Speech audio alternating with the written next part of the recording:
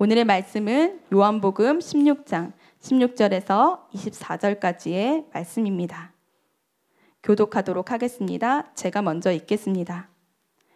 조금 있으면 너희가 나를 보지 못하겠고 또 조금 있으면 나를 보리라 하시니 제자 중에 서로 말하되 우리에게 말씀하신 바 조금 있으면 나를 보지 못하겠고 또 조금 있으면 나를 보리라 하시며 또 내가 아버지께로 감이라 하신 것이 무슨 말씀이냐 하고 또 말하되 조금 있으면이라 하신 말씀이 무슨 말씀이냐 무엇을 말씀하시는지 알지 못하노라 하거늘 예수께서 그 묻고자 함을 아시고 이르시되 내 말이 조금 있으면 나를 보지 못하겠고 또 조금 있으면 나를 보리라 함으로 서로 문의하느냐 내가 진실로 진실로 너희에게 이르노니 너희는 곡하고 애통하겠으나 세상은 기뻐하리라 너희는 근심하겠으나 너희 근심이 도리어 기쁨이 되리라 여자가 해산하게 되면 그 때가 이르렀으므로 근심하나 아기를 낳으면 세상에 사람 난 기쁨으로 말미암아 그 고통을 다시 기억하지 아니하느니라 지금은 너희가 근심하나 내가 다시 너희를 보리니 너희 마음이 기쁠 것이요 너희 기쁨을 빼앗을 자가 없으리라 그날에는 너희가 아무것도 내게 묻지 아니하리라 내가 진실로 진실로 너희에게 이르노니 너희가 무엇이든지 아버지께 구하는 것을 내 이름으로 주시리라. 함께 읽겠습니다. 지금까지는 너희가 내 이름으로 아무것도 구하지 아니하였으나 구하라 그리하면 받으리니 너희 기쁨이 충만하리라. 아멘. 네, 자리에 앉으시겠습니다. 이제 이태재 담임 목사님께서 나오셔서 하나님의 응답이라는 제목으로 말씀 전하여 주시겠습니다. 할렐루야. 순전한 교회 주일 예배 참여하시는 여러분 모두를 주님의 이름으로 환영합니다. 우리 앞에 분 이렇게 바라보시면서 인사하실까요? 하나님이 우리와 함께 하십니다. 하나님이 우리와 함께 하십니다. 네. 함께 기도하겠습니다. 주님 감사합니다. 오늘 우리에게 생명의 말씀 나누실 줄 믿습니다. 주여 역사하시고 인도하셔서 우리로 하여금 알게 하시고 오직 예수 그리스도의 영광만이 드러나는 시간 되도록 은혜 베풀어 주시옵소서. 감사하며 예수 그리스도 이름으로 기도합니다. 아멘. 지난주에 본문에서 예수님은 아주 놀라운 말씀을 하셨어요. 내가 떠나야 된다고. 예수님이 제자들과 함께하는 게 너무 큰 힘이 될 것 같은데 그리고 제자들은 예수님이 전부였는데 내가 떠나야만 너희에게 더 큰 유익이 있다고 말씀하시면서 떠나야 한다고 하셨습니다. 그러면서 어떤 유익이 있는가? 성령이 오실 거라고. 나는 떠나가지만 성령이 너희와 함께하면서 너희를 이끄실 거라고. 그러면서 성령이 오시게 될 때 누리게 되는 유익 중 한 가지가 맨 마지막 본문, 지난주에 봤던 본문 마지막 절에서 이야기가 됩니다. 우리 함께 한 목소리로 힘차게 읽어보겠습니다. 무릇 아버지께 있는 것은 다 내 것이라 그러므로 내가 말하기를 그가 내 것을 가지고 너희에게 알리시리라 하였노라. 여러분 뭐라고 말씀하시냐면 아버지 하나님께 있는 것은 다 예수님 거래요. 그리고 성령님이 오실 텐데 성령님이 그 아버지 하나님에게 있는 예수님의 그 모든 것을 다 우리에게 가르쳐 주시고 알리실 거라고 말씀하고 있습니다. 찬송가 예수 더 알기 원함은 그 찬송가 있잖아요. 2절 가사가 딱입니다. 성령이 스승 되셔서 우리에게 진리를 가르쳐 주는 역사가 일어나게 될 거라는 겁니다. 여러분 예수님은 일시적으로 3년 반 동안 제자들과 함께 하시면서 가르치시는 게 전부였지만 이제 오시는 성령님은 물리적으로 예수님이 떠나셔도 언제나 우리 안에 함께 하시면서 평생을 하나님의 것을 가르쳐 주시는 진리의 성령으로 오셔서 우리와 함께 하신다는 겁니다. 여러분 신앙생활 속에서 성령의 깨달음, 성령을 통한 배움을 누리신 적이 있으신가요? 이게 있어야 됩니다. 예수를 믿는다 하는데 성령께서 나를 가르쳐 주시고 성령께서 나를 깨닫게 하시는 은혜를 누리는 것이 성도입니다. 저희 교회 성도님들과 만남을 가지면서 듣게 되는 참 귀한, 저에게 격려되는 그런 말이 뭐냐면 내가 예전에도 구원을 알았고 예전에도 복음을 알았고 예전에도 진리를 알았는데 계속 말씀을 들으면서 더 깊이 깨달아지기 시작하더라는 거예요. 복음이 무엇인지, 예수의 보혈이 무엇인지, 진리가 무엇이고 구원이 무엇인지 깨달아진다는 거예요. 여러분 그런 게 성령께서 우리에게 깨닫게 하시는 은혜예요. 머리로 알던 것과 다르게 더 깊이 새기게 하시고 더 깊이 알게 하시는 주님의 인도하심이 성령 안에서 이루어지는 것입니다. 여러분 성령 안에서 말씀을 깨닫고 이해하는 은혜가 우리 모두에게 필요한 줄 믿습니다. 이게 기초입니다. 그런데요 말씀을 이해하는 데 있어서 성령의 도우심뿐만 아니라 그것 말고도 성령께서 주시는 더 다양한 말씀을 이해하는 데 있어서 필요한 더 다양한 접촉점들이 필요하다는 것을 오늘 말씀이 우리에게 계시해 주십니다. 말씀해 주십니다. 자, 이게 무슨 얘기냐면 16절 말씀 함께 읽어보겠습니다. 함께 읽겠습니다. 조금 있으면 너희가 나를 보지 못하겠고 또 조금 있으면 나를 보리라 하시니. 여러분, 예수님을 대신해서 보혜사 성령이 오시면 어떤 일이 있게 될 것인지를 말씀하신 예수님께서 갑자기 16절을 말씀하세요. 근데 16절 말씀이 말이지 이게 말이야 뭐야 싶은 말을 지금 하십니다.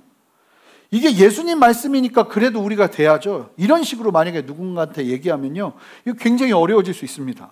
세상에 이런 말이 어딨나요? 수수께끼도 이런 수수께끼가 없습니다.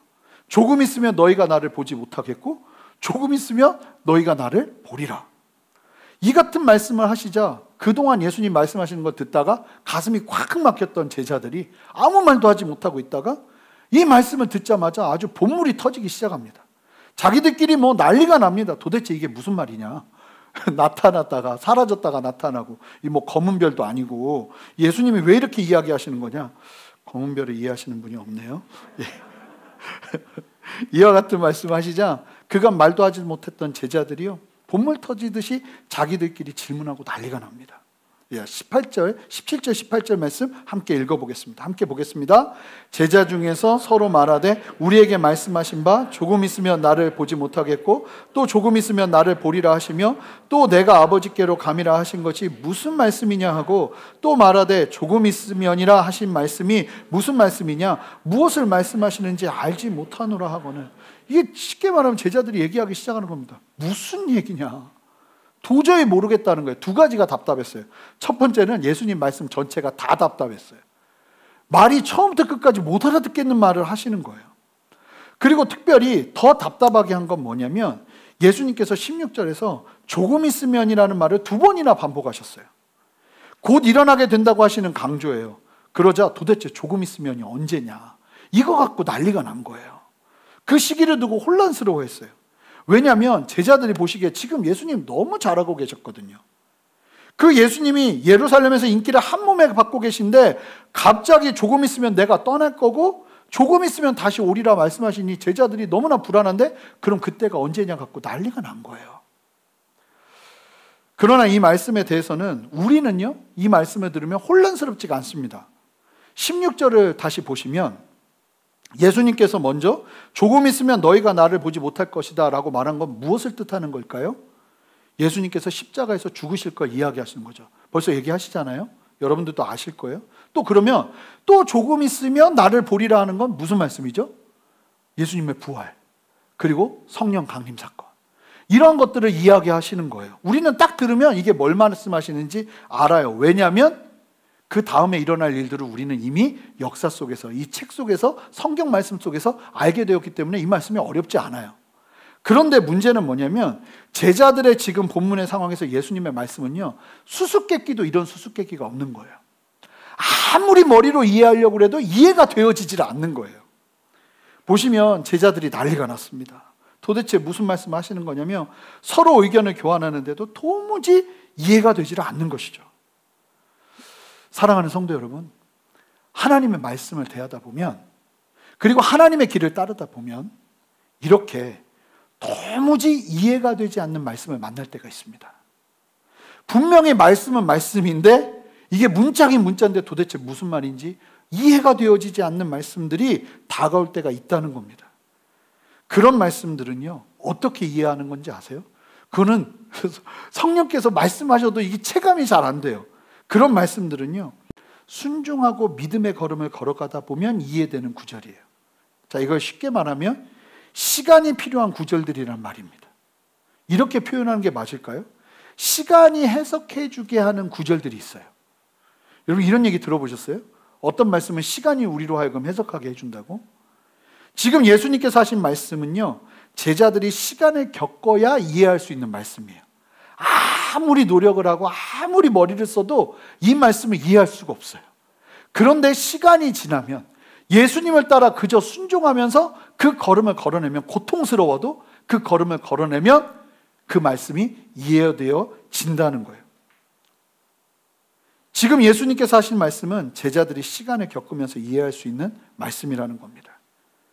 저는 개인적으로 성향이 집요하리만큼 이해되지 않으면 다음으로 못 넘어가는 성향이 강합니다. 이 감정은 그렇게 중요하지 않아요, 저에게는. 감정보다는 이해가 필요해요. 그래서 이해되지 않으면 계속 그 이해되지 않으면 사로잡혀 다음을 넘어가지 못하는 경우가 너무나 많은 거예요. 보니까 신앙생활 앞에서도 제가 그러고 있더라고요.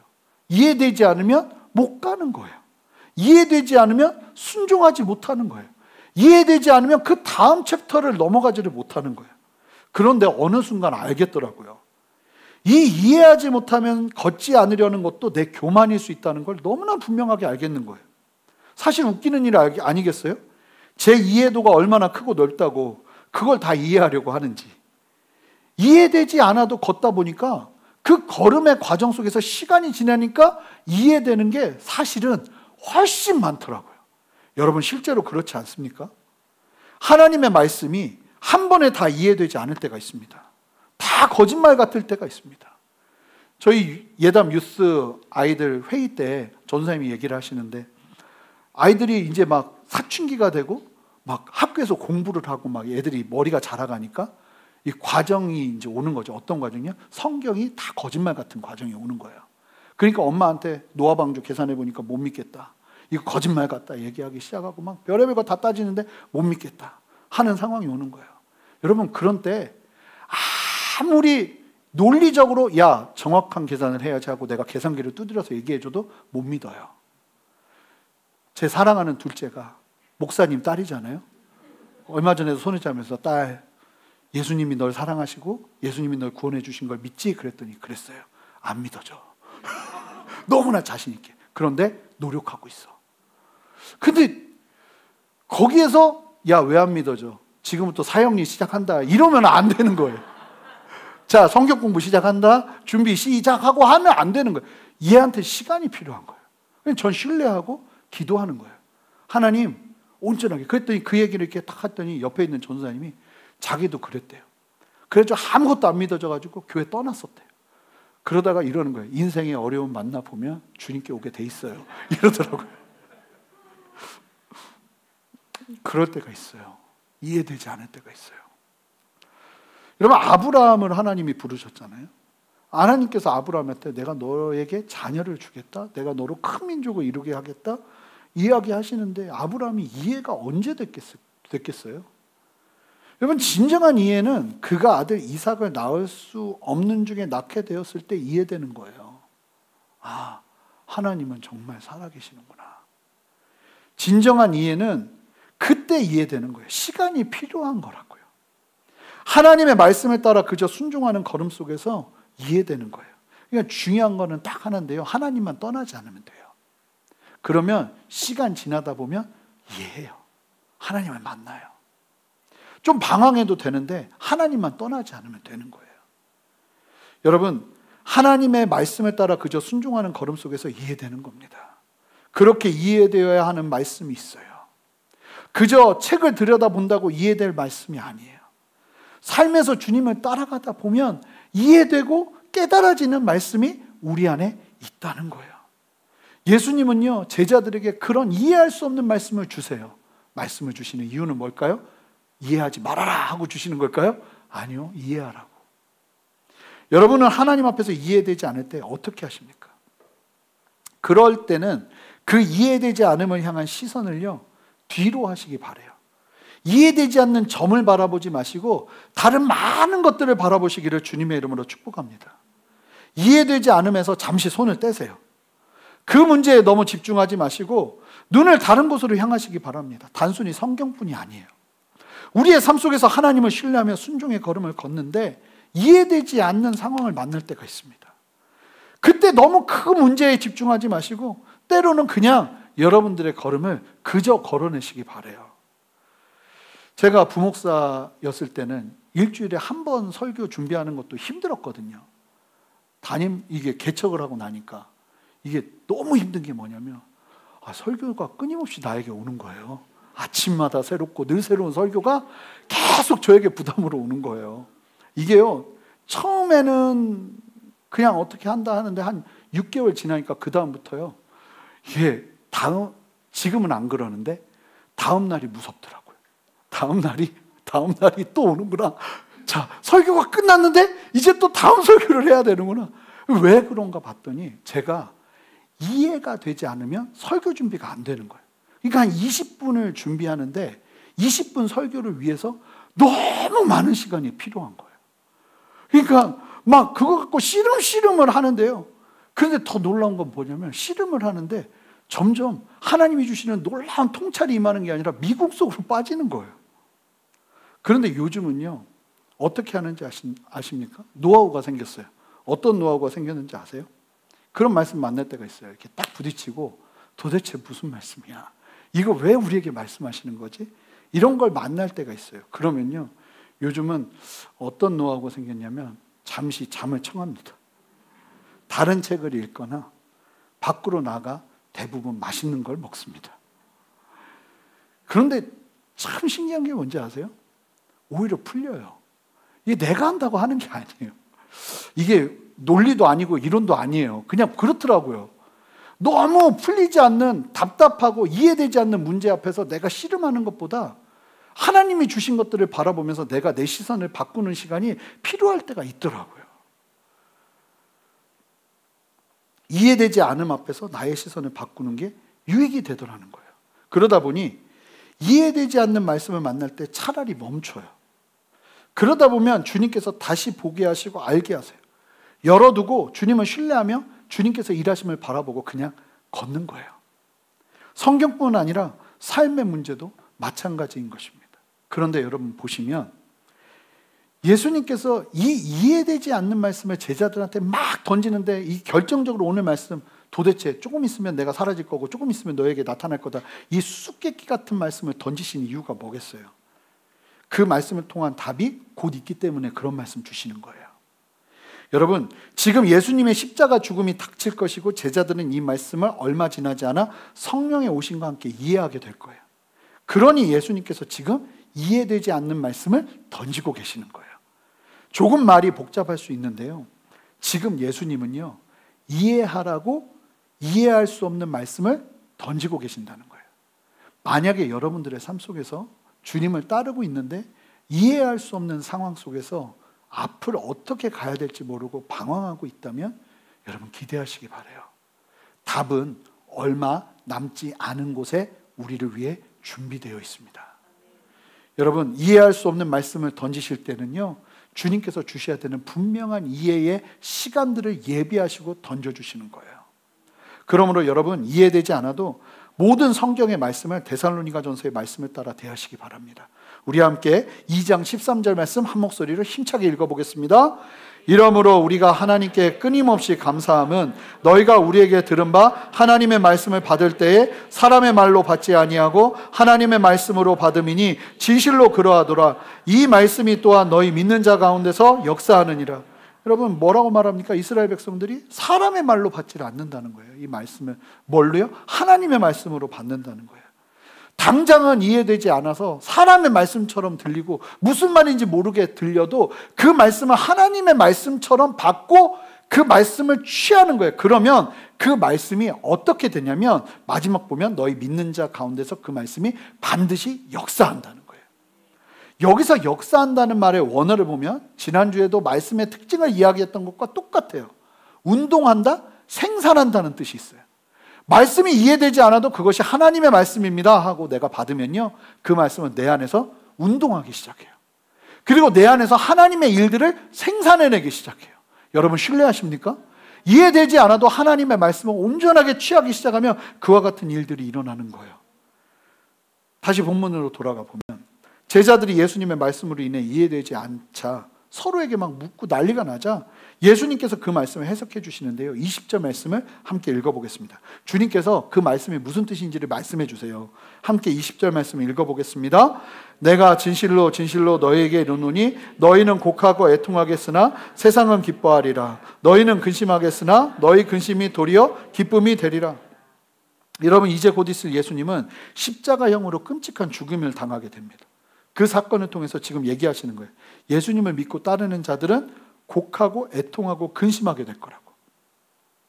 원어로 보면 마음이 상하게 될 거라는 거예요. 자, 보세요. 예수님을 제대로 믿고 따르다 보면 마음 상할 일이 생깁니다. 여러분, 하나님이 우리의 마음을 항상 치유해 주시고 보호해 주시는 게 아니라 마음 상할 일이 생긴다는 거예요. 근데 오히려 어떤 상황이 오냐면 그 똑같은 일을 보고 세상은 기뻐하고 즐거워하는 일이 일어난다는 거예요. 우리가 정말 원하지 않는 모습이죠. 나는 마음이 상하는데 세상은 그걸 보고 기뻐해요.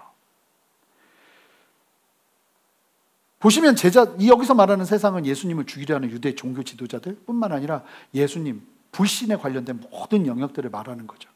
보시면 제자들이 왜 애통한다고 말씀하고 있나요? 근심하고. 예수님께서 자신들의 기대와 달리 죽으시기 때문입니다. 그것도 가장 극한 범죄자에게 해당하는 십자가형으로 죽으시기에 제자들은 곡하고 애통하며 마음이 상하게 되는 상황을 만납니다. 왜 상하는 건가요? 결국 자기의 기대와 뜻이 처절하게 꺾이는 과정을 겪기 때문에 마음이 상하는 거예요. 자신의 뜻대로 되지 않는 예수님의 시간을 통해서 눈물 속에서 마음이 상하게 되는 시간을 만나게 된다는 거예요. 그렇다면 세상은 왜 기뻐합니까? 자신들이 원하는 대로 모든 게 이루어졌기 때문에 기뻐하게 된답니다. 그렇게 원하고 바라는 뜻대로 되지 않았던 극심한 문제의 중심 인물인 예수님을 죽이게 되니까 이들이 기뻐하게 된다는 거예요. 근데 예수님께서 뭐라고 말씀하세요? 이 모든 상황은 역전될 거라고. 그러면서 이야기하시는 게 너무 중요한데요. 근심이 도리어 기쁨이 된다고 말씀하십니다. 근심이 도리어 기쁨이 된다고. 자, 20절 말씀 마지막 부분 보세요. 주님께서 말씀하시는데 너희가 앞으로 일어날 일들 때문에 애곡하고 슬퍼하고 근심하면서 마음이 상하게 될 텐데 그 상하는 시간이 도리어 기쁨이 되게 될 거라고 이야기하고 계시는 거예요. 이 제자들의 슬픔과 근심이 깊었던 만큼 기쁨과 환희도 클 것이라고 말씀하시는 주님의 말씀이 여기에 담겨 있는 거예요. 그런데 이어지는 예수님의 말씀을 보면요, 이게 어느 정도로 강조가 되냐면 이 기쁨과 환희를 위해서는 반드시 필요한 게 뭐라고 말씀하시냐면 곡하고 애통하며 근심하는 과정이라고 말씀하신다는 거예요. 자, 21절 말씀 한 목소리로 읽어보겠습니다. 여자가 해산하게 되면 그때가 이르렀으므로 근심하나 아기를 낳으면 세상에서 사람 난 기쁨으로 말미암아 그 고통을 다시 기억하지 아니하느니라. 이 당하게 될 고통과 근심이 얼마나 심각한지 이거를 해산의 고통으로 비유를 합니다. 뭐 그냥 고통의 끝 아니겠어요? 해산의 고통이라면. 그런데 아시잖아요, 아이를 낳으려면 반드시 필요한 고통이잖아요. 이 해산의 고통이 있어야 생명이 시작됩니다. 아무리 피하려 해도 피할 수 없는 고통이지만 이 고통을 모두가 감내하는 이유는 생명의 기쁨이 있기 때문이에요. 그 말씀을 하시는 거예요. 여기서 예수님께서 강조하시는 게 뭘까요? 지금 제자들은 예수님의 말씀을 들으며 근심하게 됐는데 이건 시작에 불과해요. 예수님께서 이제 십자가의 죽음에 이르시는 그 과정을 겪으면서 제자들은 뿌리까지도 흔들리는 극심한 고통을 경험하게 됩니다. 자기가 기대했고 자기가 생각했고 자기가 바라던 모든 것들이 무너지는 시간을 만나게 된다는 겁니다. 그런데 주님께서 말씀하고 계시는 게 뭐냐면 이 고통의 시간이 반드시 필요하고 이 시간이 있어야 해산의 기쁨이 있다. 부활과, 여기서 말하는 해산의 기쁨은 부활과 성령의 강림 사건을 이야기하는데 그만큼 중요한 일들이 우리 안에 펼쳐진다는 거예요. 고통이 다른 기쁨으로 대체되는 게 아닙니다, 여러분. 고통스러운 이슈, 나를 고통스럽게 했던 그 일들을 겪어내야 그 고통스러운 사안이 도리어 기쁨이 된다는 거예요.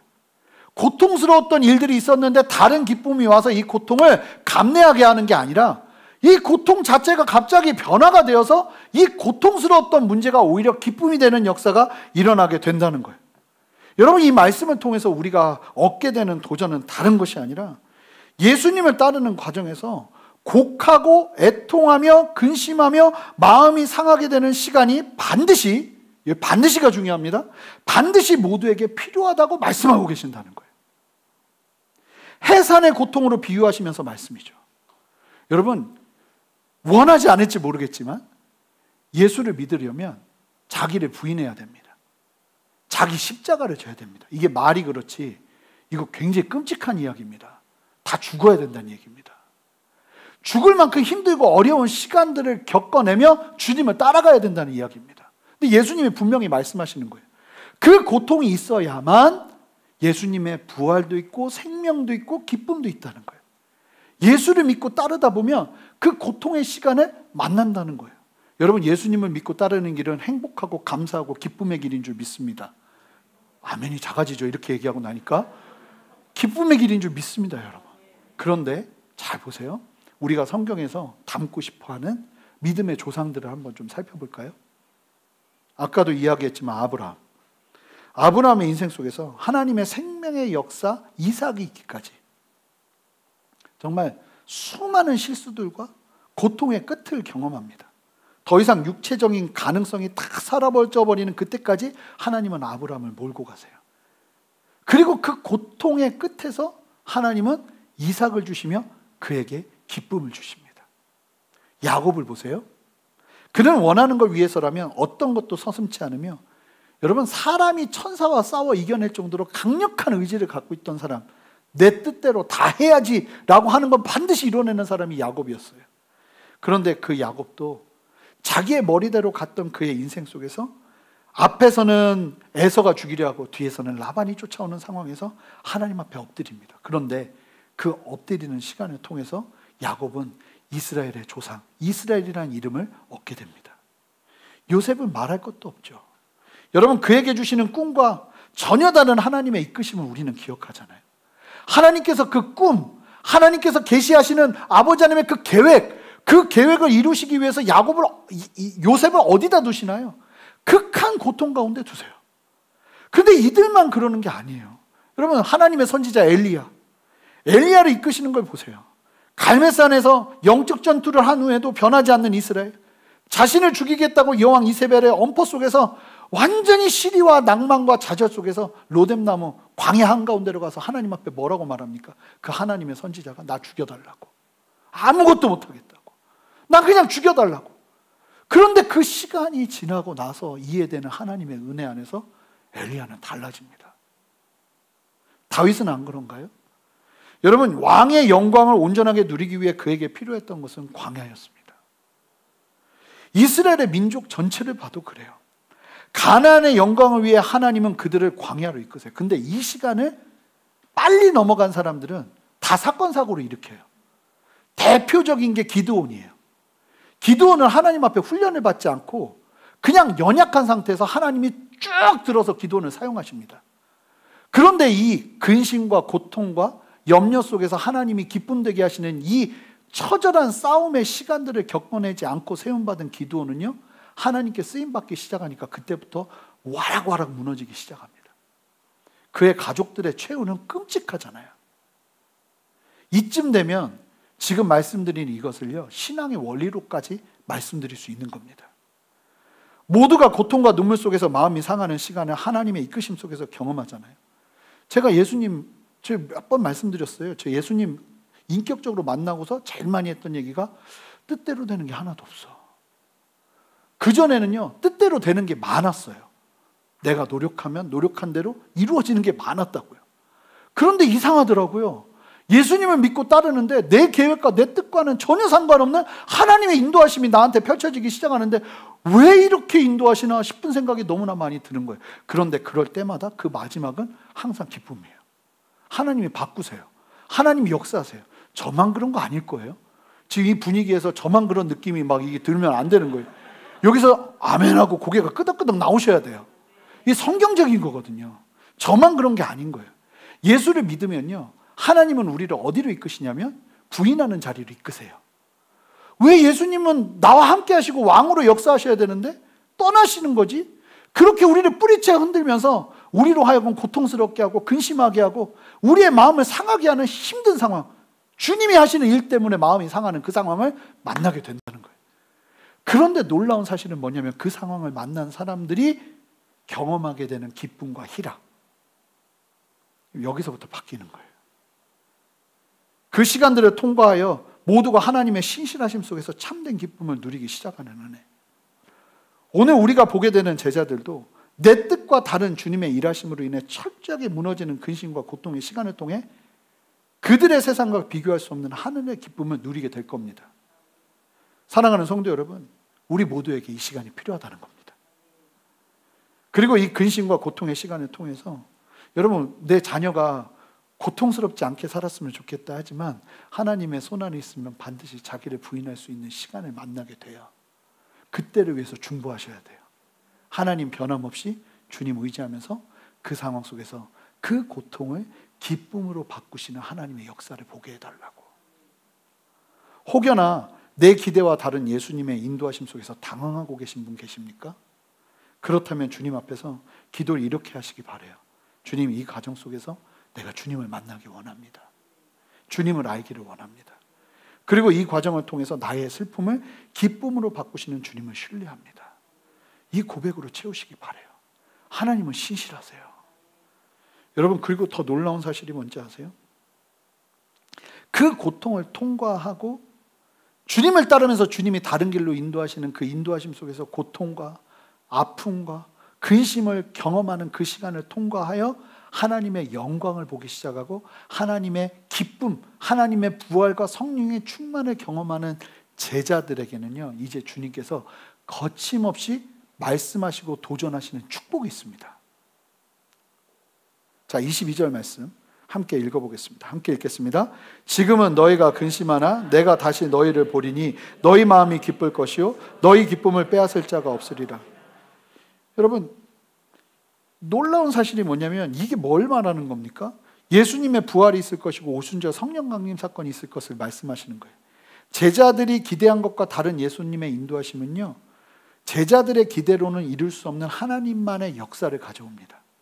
여러분, 우리가 하나님이 하시는 일들 때문에 이해할 수 없어서 그 과정 속에서 힘들고 어려운 시간을 겪지만 그럼에도 불구하고 하나님을 의지하고 가다 보면요, 그 상황 속에서 우리가 기대하는 것을 뛰어넘는 하나님의 역사하심이 우리의 삶 가운데 펼쳐지게 되는 거예요.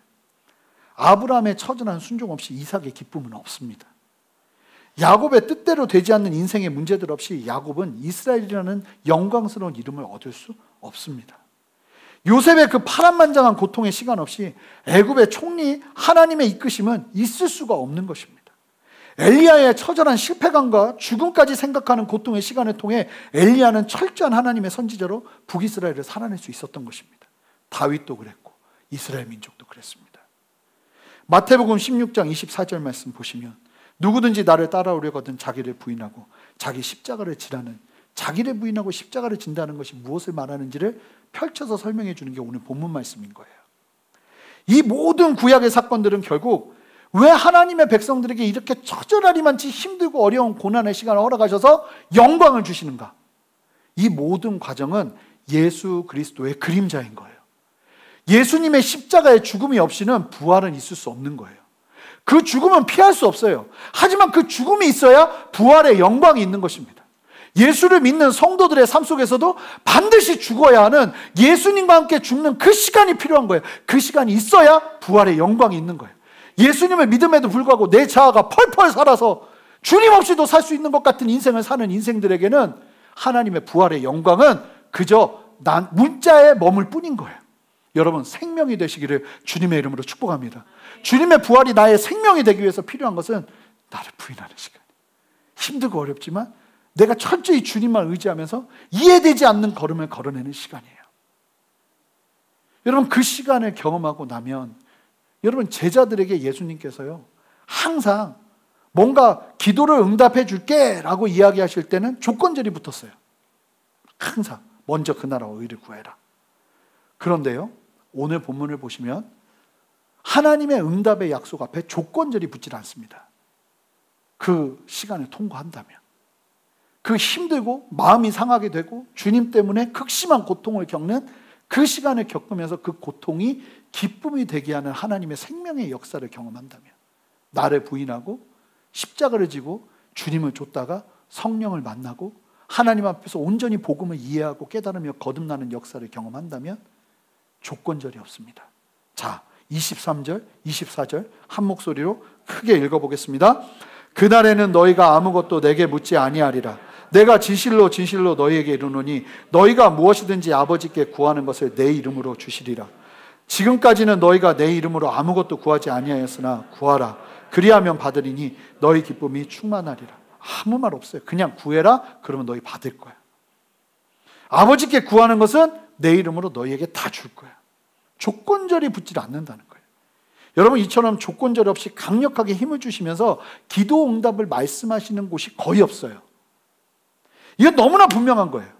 무슨 얘기냐면 참으로 철저한 자기 부인 속에서 예수님의 죽음과 부활을 믿고 경험하고 거듭나잖아요. 그러면 하나님이요, 이 신용이 붙는 거예요.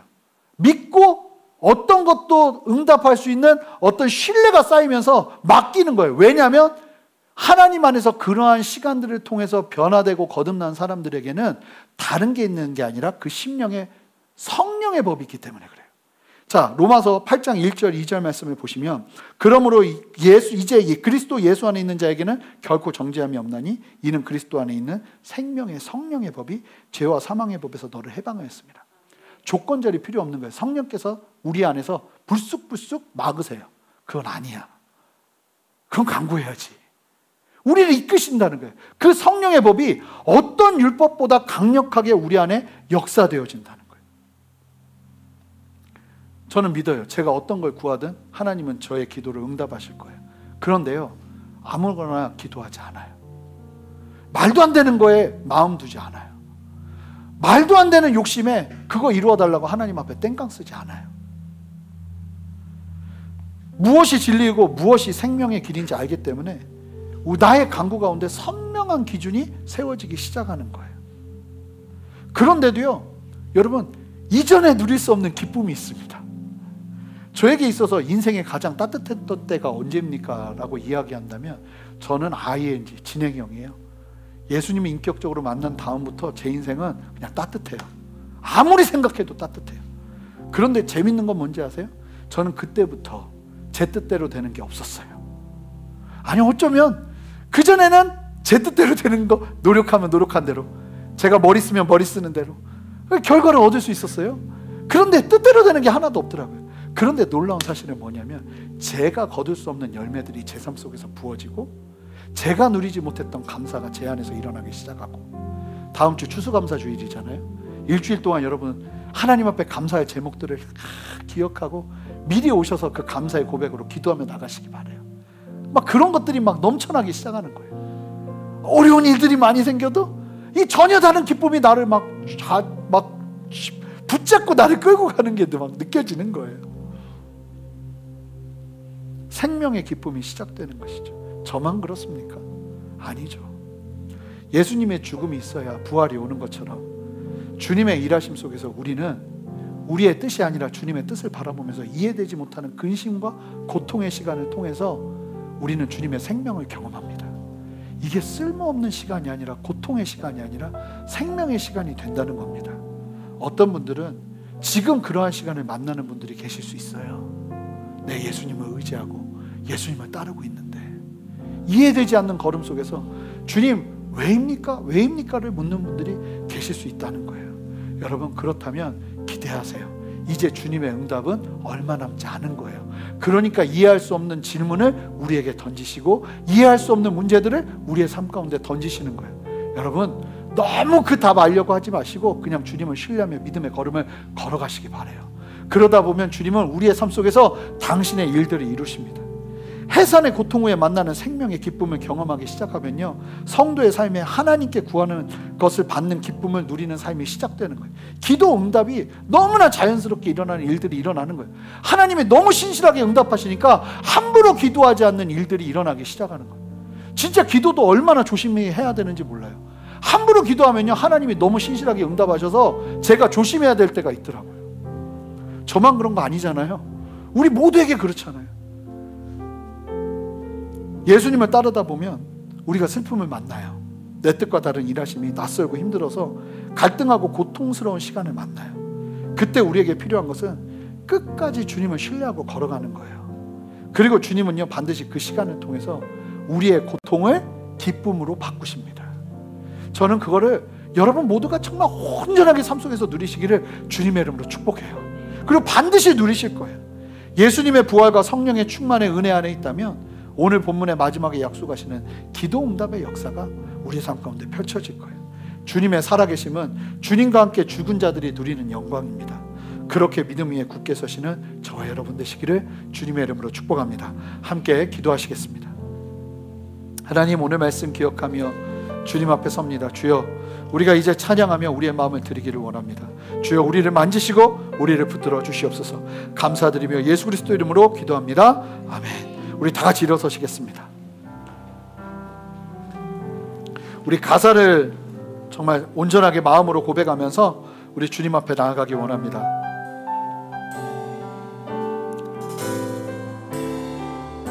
마음속에 어려움이 있을 때 고백합니다. 마음속에 어려움이 있을 때, 마음속에 어려움이 있을 때, 마음속에 어려움이 있을 때, 마음속에 어려움이 있을 때, 마음속에 어려움이 있을 때, 주님 내게 먼저 오사, 주님 내게 먼저 오사, 내 마음을 만지고, 주님 앞에 나올 수 없을 때, 주님 앞에 나올, 여러분 두 손을 들고 함께 고백합시다. 주님 앞에 나올 수 없을 때, 주님 앞에 나올 수 없을 때, 주님 앞에 나올 수 없을 때, 주님 앞에 나올 수 없을 때, 주님 날 먼저 아느시네. 우리 함께 고백합니다. 그럼에도 불구하고 날 사랑하시는 내 하나님의 사랑은 나의 모든 걸 덮고, 그럼에도 불구하고 날 안아주시는 내 하나님을 부를 때 아버지라 부르죠. 우리 다시 한번 믿음으로 고백합시다. 마음속에 어려움이 있을 때, 우리의 마음속에 어려움이 있을 때, 마음속에 어려움이 있을 때, 마음속에 어려움이 있을 때, 마음속에 어려움이 있을 때, 주님 내게 먼저 오사, 내 맘을 만지고, 주님 앞에 나아갈 수 없을 때, 주님 앞에 나아갈 수 없을 때, 주님 앞에 나올 수 없을 때, 주님 앞에 나올 수 없을 때, 주님 앞에 나올 수 없을 때, 주님 앞에 나올 수 없을 때, 주님 날 먼저, 주님 날 먼저. 우리 함께 전심으로 고백합니다. 그럼에도 불구하고, 그럼에도 불구하고 날 사랑하시는 내 하나님의 사랑은 나의 모든 걸 덮고, 그럼에도 불구하고 날 안아주시는 내 하나님을 부를 때 아버지라. 우리 전심으로 고백합니다. 사랑합니다.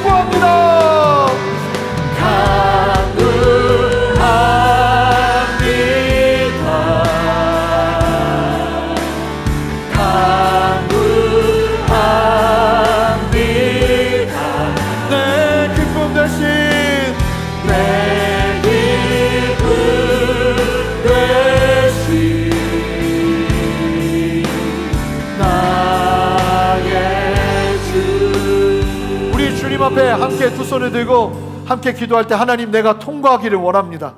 내가 온전하게 이겨내기를 원합니다. 이해되어지지 않고 하나님 주님을 따라 나감에도 불구하고 이해할 수 없는 상황 속에서 내 마음이 상하여지는 일들을 겪는다 할지라도 하나님 통과하기를 원합니다. 세상 사람들이 나를 비웃는다 할지라도 하나님 내가 통과하기를 원합니다. 주님 반드시 그 근심을 기쁨으로 바꾸시는 주님의 역사에 그 날들을 기대하며 소망하며 나가오니 주님 내 안에 역사하여 주시옵소서. 함께 두 손을 들고 주님의 이름 한번 크게 부르며 기도합니다.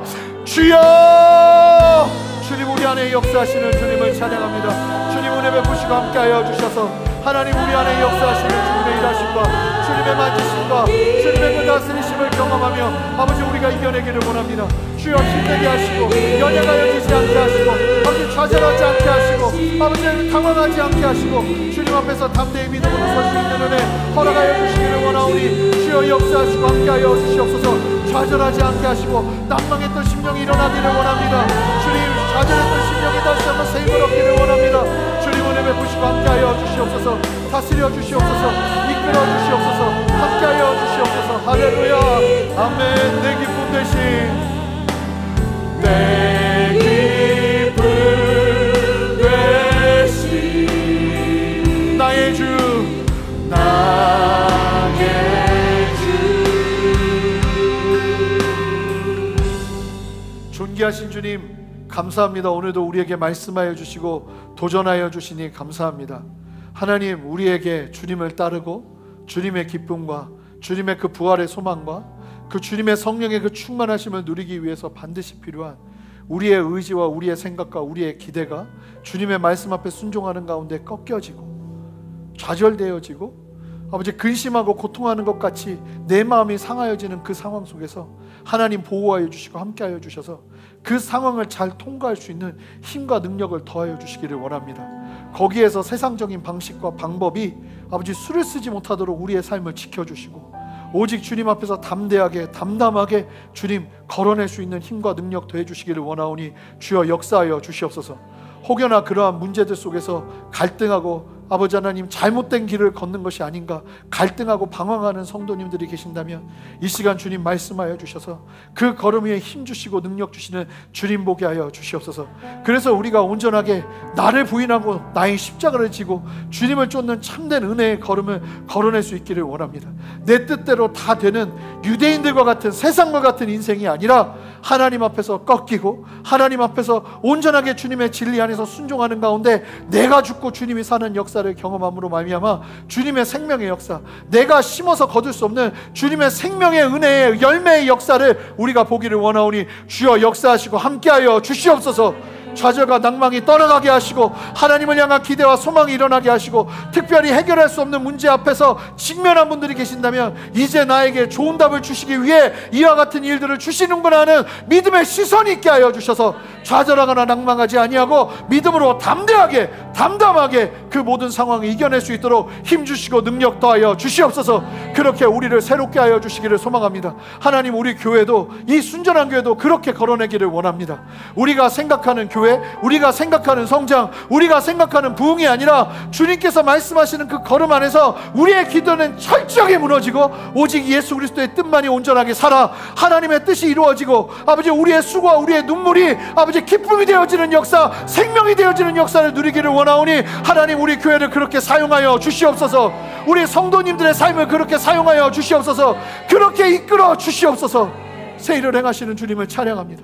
이제 감사함으로 주님 앞에 그냥 나오지 아니하고 재정을 드리고 삶을 드리고 시간을 드리며 나아가는 우리 성도들의 헌신을 주님 기뻐 받아주시고 그 마음의 중심 가운데 주님 30배, 60배, 100배가 넘는 아버지 하나님의 그 풍성한 은혜를 함께하여 주셔서 오늘 말씀하신 약속대로 하나님 참된 거듭남의 과정을 통과한 자들에게 약속하시는 말씀대로 무엇이든지 구하면 주겠다고 말씀하시는 아버지 하나님의 그 진리의 역사가 성령의 법 안에서 온전하게 풀어질 수 있도록 주님 역사하시고 함께하여 주시옵소서. 재정의 문을 여시고 상황의 문을 여시고 육신의 연약함은 치유하시며 고치시는 아버지 하나님 여호와 라파의 하나님의 손길을 경험하게 하여 주시옵소서. 오늘도 생명으로 역사하셔서 한 주간 이 말씀이 힘이 되게 하시고 다음 주에 우리가 추수감사 주일 예배로 드리며 나갈 때 참된 감사와 기쁨이 우리의 마음 가운데 끊임없이 고백되어질 수 있는 은혜 허락하여 주시옵소서. 주님만 영광받아 주시옵소서. 이제는 우리 주 예수 그리스도의 크신 은혜와 아버지 하나님의 무한하신 사랑과 성령의 내주하심과 교통하심과 신실한 역사하심이 오늘 말씀을 기억하며 주님의 진리 안에서 이해되지 않고 그것이 오히려 하나님이 인도하시는 그것이 오히려 나에게 근심이 되고 아픔이 되고 눈물이 되는 그 시간을 통과하며 참된 기쁨으로 바꾸시는 아버지 하나님의 회복의 역사를 함께 누리는, 그리고 누리기를 원하는 함께 예배하는 모든 성도님들의 머리 위에, 가정 위에, 직장 위에, 삶의 모든 터전 위에 순전한 교회와 이 땅의 모든 교회들과 이 대한민국과 이 나라와 온 열방 위에 이제로부터 영원토록 함께 하시기를 간절히 축원하옵나이다. 아멘.